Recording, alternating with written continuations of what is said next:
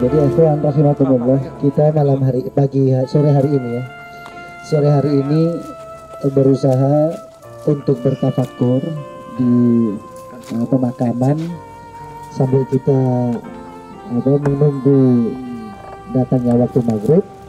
Kita akan membahas-bahas tentang perihal kematian, karena memang kita sudah gak pernah bahas-bahas hal itu dari dulu. Yang kita bahas mengenai zina, problematika tentang pemuda-pemudi saja, dan sekarang sekali-kali kita akan membahas tentang kematian, sehingga biar kita sadar ya, untuk mengingatkan itu kita juga lagi ambil ya lebih makan Kelurahan Lidah Wetan Surabaya. Ini posisinya dekat di warung kopi Al Hitam. Memang jaraknya berapa ya? Kita cuma jalan kaki saja ke sini. Jadi kita manfaatkan makanan yang dekat ini. Nah kayak gini loh, harus mati ya tidak lemah ya. Jadi kalau memang sudah meninggal dunia ya ini tempat kita nanti. Jadi kalau sudah ada di dalam kubur seperti ini, sudah gak ada lagi yang bisa dibanggakan oleh setiap mukmin. Ya, setiap mukminah, setiap manusia, siapapun itu, saat dia awalnya berbangga karena sebab kekayaannya, maka di saat sudah dimakamkan, gak ada lagi yang dibanggakan kecuali amalnya. Perlu bagi kita semua untuk bertafakur, untuk berpikir bahwasanya yang sehat itu ya belum tentu lama matinya juga. Yang muda belum tentu lama matinya. Bisa jadi yang sehat gak ada penyakit matinya lebih dulu. Ya, yang berpenyakit bisa jadi usianya lebih lama, lebih panjang. Kenapa? Kalau kita datang ke pemakaman seperti sekarang ini di pemakaman ini nggak semuanya orang tua. Ya gak? Kita kalau mau teliti setiap pemakaman itu ada yang jaraknya tinggi, panjang, ada yang pendek. Itu menandakan bahwa yang dimakamkan itu bukan hanya orang yang sudah dewasa, yang sudah bosan hidup saja, tapi banyak pemuda-pemudi, anak-anak bahkan yang masih mimpinya masih panjang. Bahkan kadang baru nyebutin mimpi, saya besok ingin jadi apa, Allah Ta'ala sudah takdirkan ada di dalam kubur. Belum sampai dia berusaha untuk menggapai mimpinya, tapi Allah Ta'ala sudah lebih dahulukan dia untuk sampai ke dalam kubur. Makanya di dalam pertemuan ini kita akan membaca kitab Fawaidul Mukhtarah, yang berkaitan dengan faedah-faedah yang akan membawa manfaat kepada kita semua. Yang akan kita bahas di sini adalah perihal persiapan untuk menghadapi kematian. Karena sampai sekarang di antara kita ada gak yang tahu yang hidupnya sampai besok? Ya tahu sampai besok, gak ada. Ya gak ada yang tahu. Gak ada yang tahu.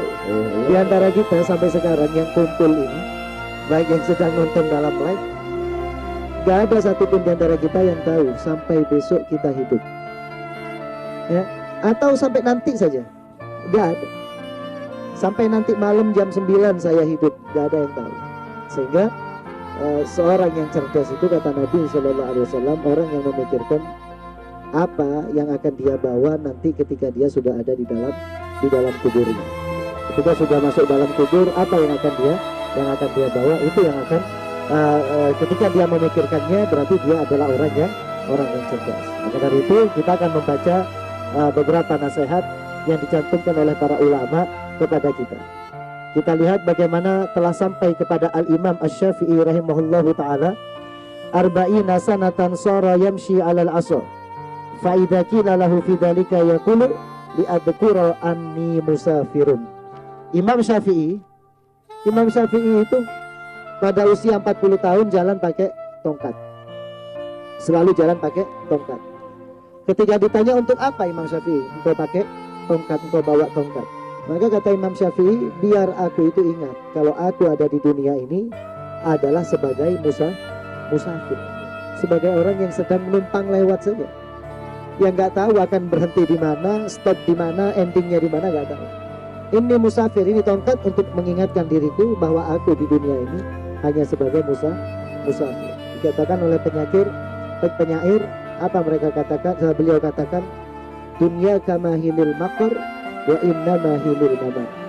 Duniamu itu bukan tempat untuk menetap, Cuma mampir ngombe. Hanya saja duniamu untuk tempat lewat. Itu selang air itu ya hanya dilewati oleh air sebentar saja. Hanya dilewati oleh air sebentar saja. Air cuma lewat saja. Setelah itu melewati selangnya sudah selesai. Nah, kita di dunia juga seperti itu.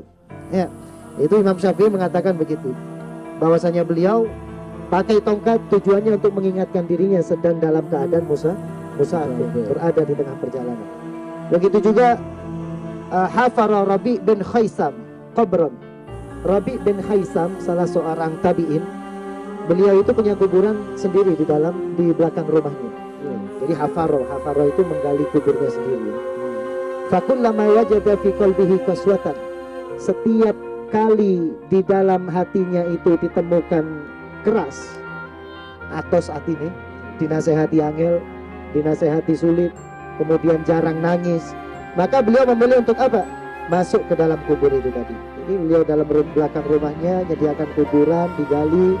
Kalau hatinya sudah mulai keras, dinasehati gak mempan, jarang nangis saat mendengar nasihat, maka beliau masuk ke dalamnya. Wa yatafakkaru fi amrihi wa ma yulaqihi min ahwali yaumil qiyamah. Di dalam itu beliau nangis sejadi-jadinya. Kenapa? Mikir, kira-kira nanti aku kalau sudah mati beneran dan dimasukkan ke sini, apa yang akan aku bawa? Kemudian bangkit, barzah. Ya, di barzah apa? Keadaanku seperti apa? Nah, beliau praktekkan seperti itu sambil beliau mengulang-ulang suatu kalimat dalam Al-Quran. Qala rabbirji'uni la'alli a'malu sholihan. Ya Allah, hidupkan lagi aku, ya, agar aku bisa beramal soleh. Nah, ini ucapan yang mustahil dikabulkan buat orang-orang yang sudah mati. Dan nanti orang yang sudah mati pasti ucapkan itu. Ya Allah, hidupkan lagi saya, biar saya bisa hidup, biar saya bisa beramal soleh. Tapi kalla, gak mungkin, kata malaikat, gak mungkin. Itu cuma hanya sekedar ucapanmu dan gak mungkin terkabul. Kenapa? Kamu sekarang sudah mati. Makanya Rabi' bin Khaisam, beliau sampai menjadikan satu kebiasaan, ya, menggali kubur di belakang rumahnya untuk menjadi peringatan. Ini kita harus seperti ini, sekali-kali rekreasinya ke kuburan, ke makam. Iya, jangan hanya rekreasi ke tempat yang sifatnya duniawi saja. Orang itu kalau sudah rekreasinya ke tempat seperti ini, dia akan berpikir kira-kira nanti kalau mati apa yang akan dia bawa. Wis mati ya pacarmu gak ngarep maneh rek. Terus bojo sing kon senengi jarine sing paling cintai kowe ya. Iya. Ngarep lah nek dadi sebujur mangga. Oke.